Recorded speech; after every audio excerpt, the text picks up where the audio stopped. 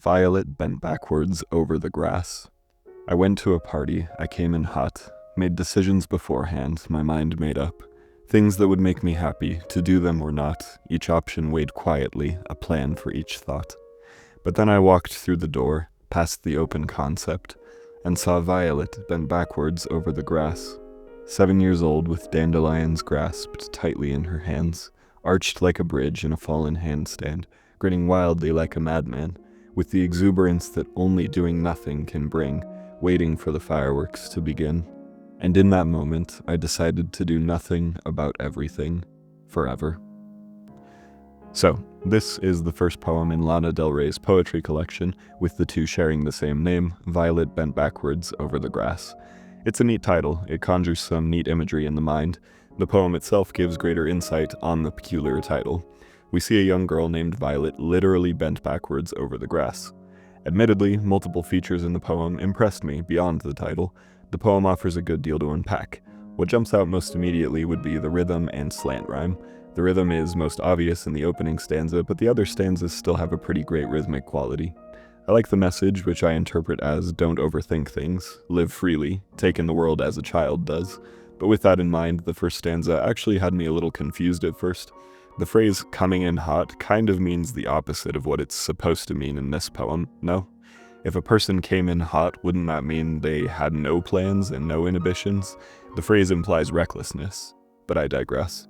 Also, I'm really not a fan of this big space between the words everything and forever. In fact, you could probably delete the word forever and the piece would be entirely unaffected, in my opinion. But aside from those things, I think the poem effectively shows its message rather than telling it.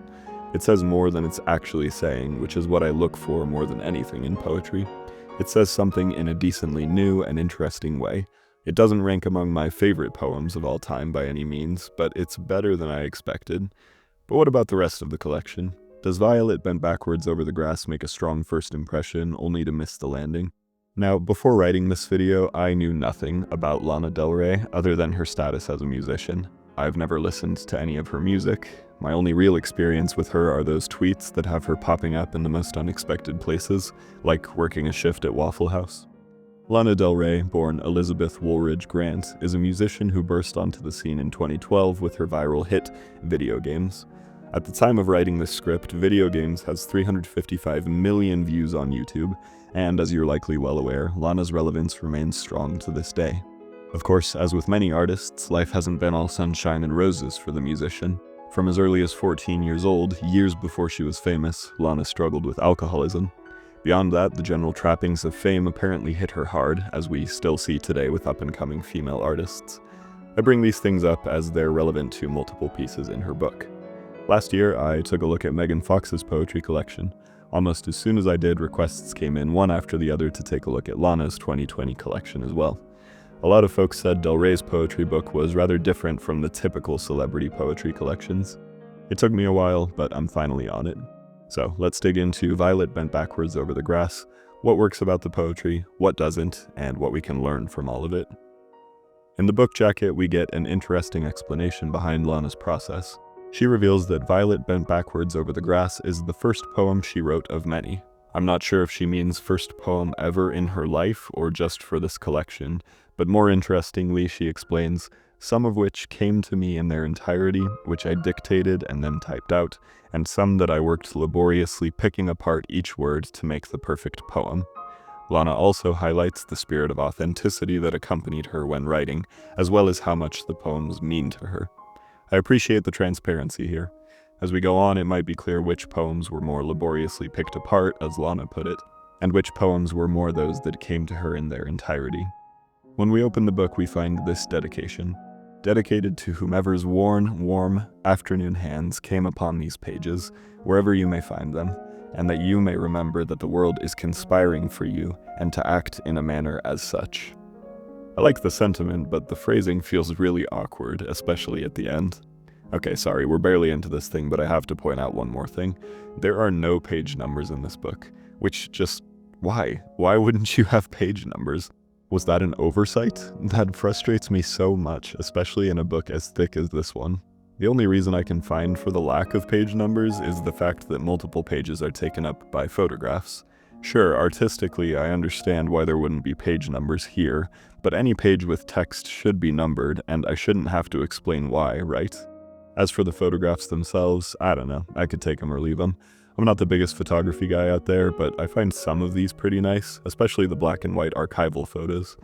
It's odd that poetry collections nowadays feel the need to have some visual component, usually illustrations, but I know a lot of people enjoy that, so it's fine. Maybe I'll talk more at length about that in some other video. Getting back into the poetry, the second piece here is titled Bare Feet on Linoleum. Much like the first poem, I think that's a pretty killer title. The poem reads, "Stay on your path, Sylvia Plath. Don't fall away like all the others. Don't take all your secrets alone to your watery grave about lovers and mother. The secrets you keep will keep you in deep, like father and Amy and brother. And all of the people you meet on the street will reiterate lies that she uttered. Leave me in peace, I cry, late at night on a slow boat bound for Catalina for no reason. Tiny beads of sweat dot my forehead, could be mistaken for dewdrops if this were photo season. But alas, this is a real life, and it's been a real fight just to keep my mind from committing treason. Why do you ask? Because she told the townspeople I was crazy, and the lies they started to believe them. But anyway, I've moved on now, and now that I've gone scorched earth, I'm left wondering where to go from here. To Sonoma, where the fires have just left, South Dakota? Would standing in front of Mount Rushmore feel like the great American homecoming I never had? Would the magnitude of the scale of the sculpture take the place of the warm embrace I've never known? Or should I just be here now, in the kitchen, bare feet on linoleum, bored but not unhappy, cutting vegetables over boiling water that I will later turn into stew? Now, the first thing you might note about this poem is that it is lengthy. A lot of Lana's poems are, and let me just say right now, I don't think a lot of these poems justify their length. The longer ones do tend to get lost in themselves, and we'll talk about that more as we go on. However, it's actually kind of a pleasant surprise that Lana errs on the side of length, since most bad celebrity poetry is way too short, shallow, and depthless. That said, this poem in particular is a little too abstract, or not even abstract, but lacking specificity. For example, in the 6th stanza, who is this she that the speaker mentions? That seems like a pretty crucial detail to understanding the piece. Similarly, when the poem opens, it sounds like it's addressing Sylvia Plath, but then the details don't really line up, so I'm left to assume the speaker is affectionately referring to someone as Sylvia Plath instead, maybe referring to themselves. I don't know, it's a little confusing. That said, I do like a lot of what I'm picking up. Again, we have some pretty good rhythm and some okay rhymes here and there. A lot of the rhymes are pretty cheesy and basic, but I do like brother and uttered. And in general, I appreciate that Lana tries to rhyme at all. As far as interpretations, it sounds like a woman trapped in domesticity who never wanted such a life and is scrutinized for how poorly she performs it. I like that as a basis, I really do, and I like the way Lana went about the idea. Ultimately, I reiterate, I feel like the poem is missing some vital pieces of context. It needs some redrafting. The next piece is titled, What Happened When I Left You? Perfect petals punctuate the fabric's yellow-blue, silver platters with strawberries strewn across the room. In Zimmerman with sandals on, one summer dress to choose. 3 girls, eyes rolled, loud laughter, dust specks lit by afternoon. My life is sweet like lemonade, now there's no bitter fruit. Eternal sunshine of the spotless mind, no thought of you. My thoughts have changed, my voice is higher, now I'm over you. No flickering in my head movies, projected in Bellevue. Because I captured the mood of my wish fulfilled and sailed to Xanadu. The grief that came in waves that rolled I navigated through, the fire from my wish as wind to a future trip to Malibu. Now everything I have is perfect, nothing much to do. Just perfect florals, green embroidered chairs, one dress to choose. So if you're not looking at the screen right now, let me point out that this poem has an emoji in it. Next to the word fruit, there's a damn watermelon slice, which is strange because I thought Lana typed these all out on a typewriter and photographed them. Is this like a little sticker, an addition in Photoshop? Whatever it is, it completely took me out of the work. Otherwise, I mostly like the other features in this poem. I can usually mark a good poem by what it is I'm focused on. If I'm more focused on finding meaning than I am with any other feature, that means it's not bad. Here, I'm most focused on the fact that the speaker is trying to convince themselves of something, or so it would seem. It sounds like they found peace, but actually missed the chaos. Does anyone else get that vibe? As far as features that I'd reconsider, the phrase eternal sunshine of the spotless mind is also a little immersion breaking, since it just reminds me of the movie. I also don't love how so many lines stand as their own stanzas, but that's sort of nitpicking.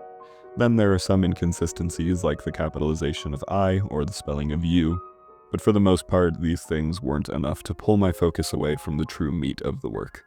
There are some neat visuals here with meaning to unpack. Alright, let's do a bit of bouncing around. The next piece is called LA, Who Am I to Love You, and I am not going to read it nor show it in its entirety because it is way, way too long. Like, not even just too long to read, but too long to enjoy. And don't get me wrong, I'll read a long poem if it's good, and I'm not saying LA, Who Am I to Love You is without its strengths, but it just reads as way too stream of consciousness. I think I understood what Lana was going for, but man, it is not for me. We have this piece that reads, I measure time by the days I've spent away from you. That thought occurred to me as I watched the sky go dark from blue. I barely know what to make of this. Is this a poem? Is it a section break? If it's meant to be a poem unto itself, it's pretty generic and cliched. The word blue being written in blue might be a reference to House of Leaves. I don't know, man. If you've watched my stuff, you know that this isn't my thing.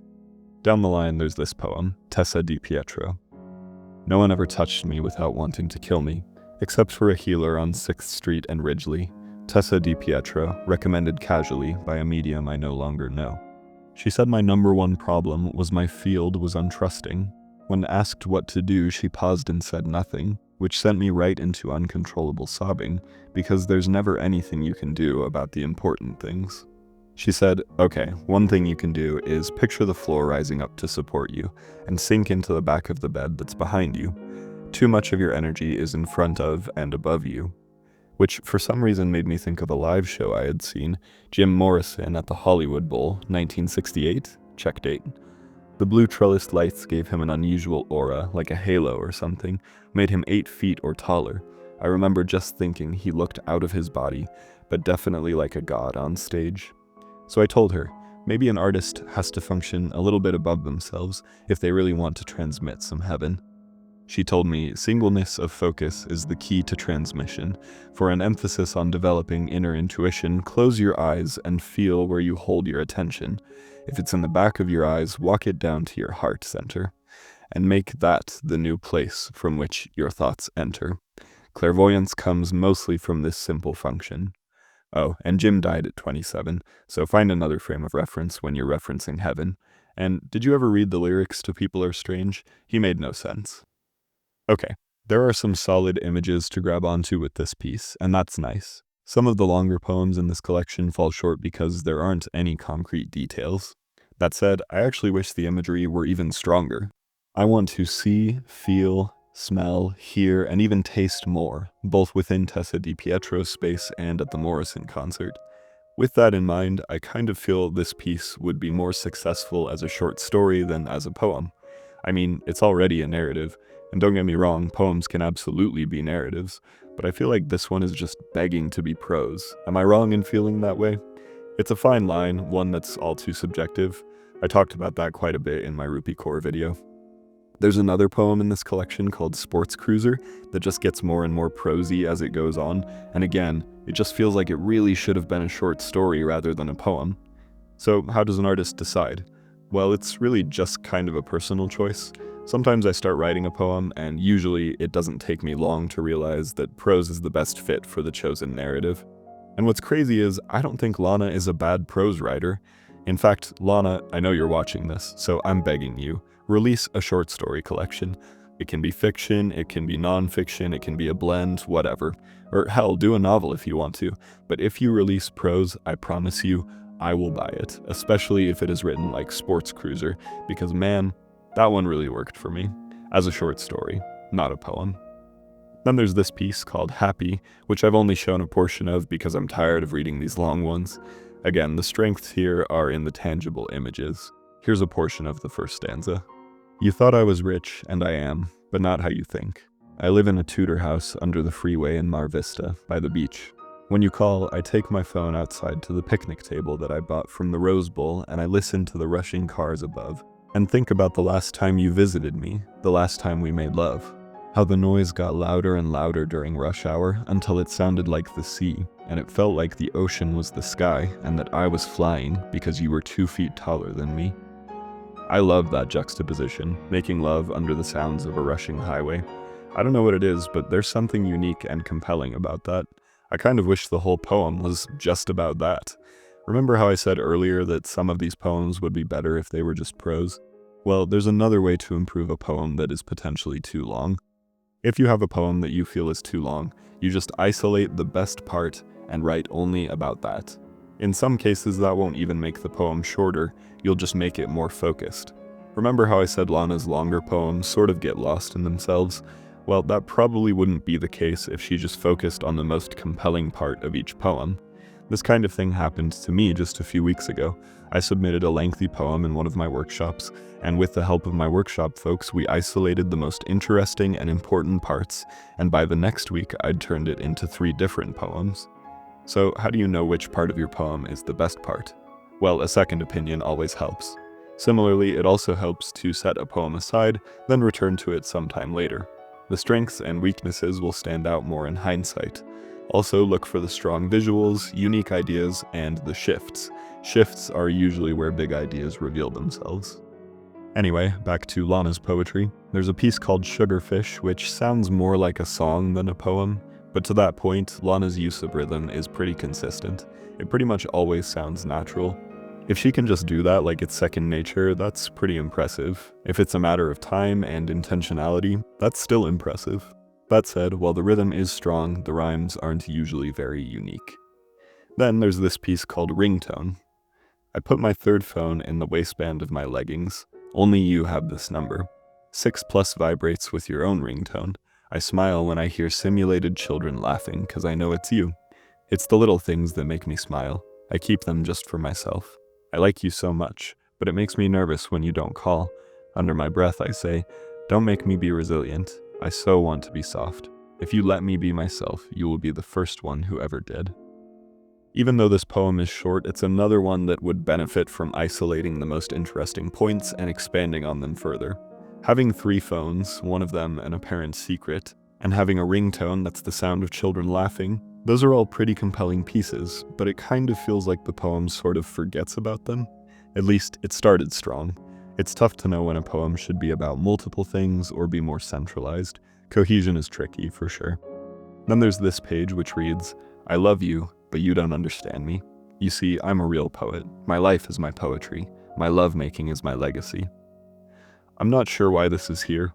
See, this is just a snippet from the poem on the previous page. Is it also meant to be its own poem? Call me dense, but I don't get it. Funnily enough, though, I don't hate the phrase, my lovemaking is my legacy. Perhaps with some examples, strong language, and a dose of irony, that could be a decent poem unto itself. Okay, after all that, plus a little bit more, there's a section of haikus. This one reads, poets, like comics, are inherently quite sad. Better off alone. This one caught my interest merely because it reminds me of myself. And you might say that's the mark of good poetry, and I suppose that would be fair. It kind of sounds like the speaker is deluding themselves, like they're trying to convince themselves that it's better to be alone since all great artists are, according to them, inherently sad. And we do have that misconception that all great art comes from depression or from disturbed souls. So perhaps the speaker takes solace in their being depressed because that will make them a good poet. But that was really the only haiku I had any reaction to. The others were kind of just whatever. Didn't have any strong feelings about them. In fact, they were pretty basic. After that, the book ends with space for readers to write notes or poems of their own, which is fine. I know a lot of people like that sort of thing in their books, especially poetry books. I also have to point out this art.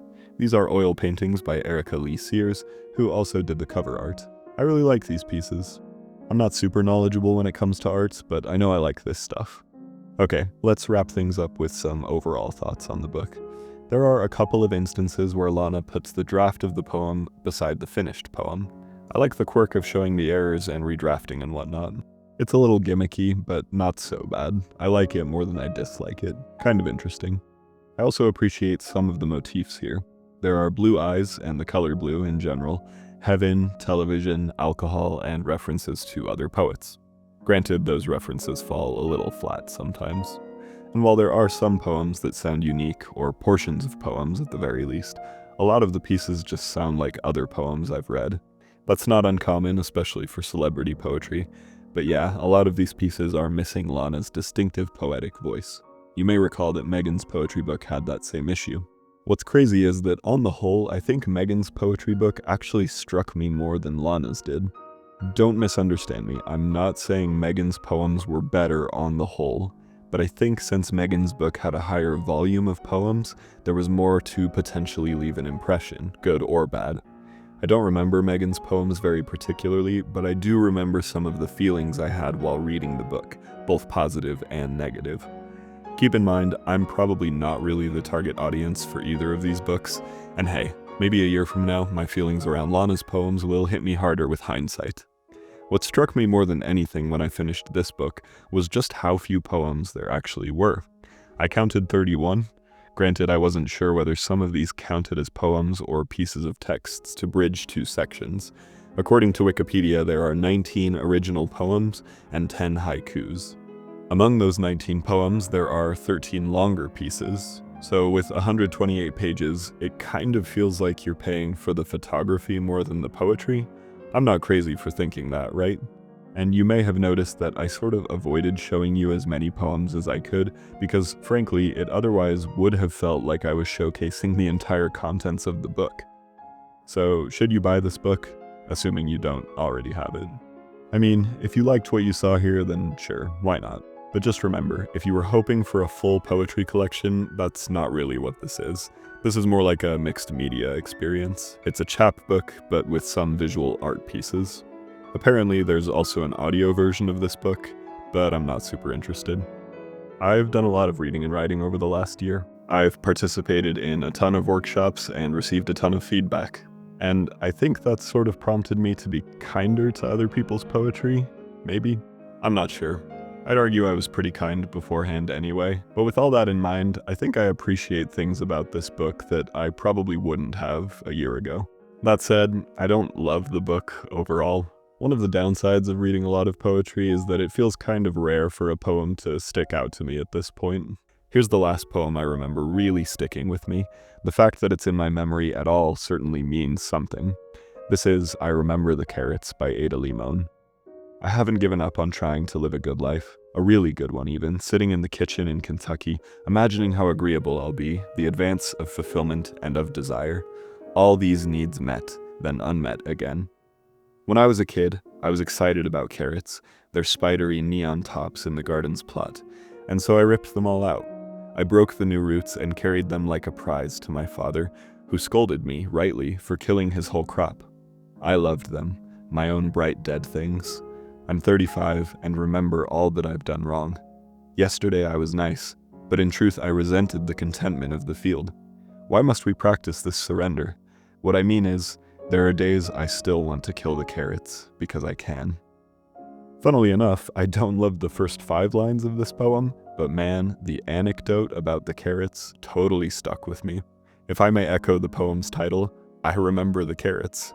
It's actually sort of similar to the way Lana's more narrative poems stuck out to me. But in Lana's case, I felt the anecdotes would be better treated in prose. Here, Limon is concise and precise. This makes sense to me as a poem. The way she's written it doesn't have me yearning for more details. It's all very uniform and to the point. I feel like I'm not explaining this very well. Let me know if you get what I mean. I should also note that Lana donated the advance she received on this book, or at least a portion of it, to Dig Deep, an LA nonprofit that provides water to families and communities in Navajo Nation. Reportedly, she donated $350,000. A lot of celebrity books often feel like total cash grabs, and don't get me wrong, Lana is not 100% a saint, but she put that money toward a good cause when she didn't have to, and how can I not give her credit for that? Should she be doing more? Probably, but there are people who have a lot more who have done a lot less. Maybe we should start with them. If Lana decides to take another crack at poetry, then I'll probably give it a read. If that's something she wants to do, then I hope she's been reading, writing, and revising since this book came out. And if she wants to take a crack at prose, I would definitely be interested in reading that. And, you know, even though I do often criticize these celebrities for just kind of jumping into poetry, if they get satisfaction from writing, I hope they keep writing, genuinely. But what do you think? Have you read Lana's book or listened to the audio version? What did you think of it? What did you think of this video essay? I do have other musicians' poetry collections I want to take a look at. Do you think I should listen to their music before reading their collections? Do you think that would make a difference in my criticism? Please tell me everything. Here are all the patrons who have helped to make videos like these possible recently. I want to thank my patrons immensely for their support, especially as I'm trying to dedicate more time to YouTube this month. If you want to support the channel, you can join my Patreon, or you can do all the things the algorithm likes too. Feel free to follow me on my socials and submit work to the second channel if you want, and ultimately, keep in mind, this is a rough draft. Also, if you guys wouldn't mind donating so that I can get some posters back up on my wall, that would be fantastic.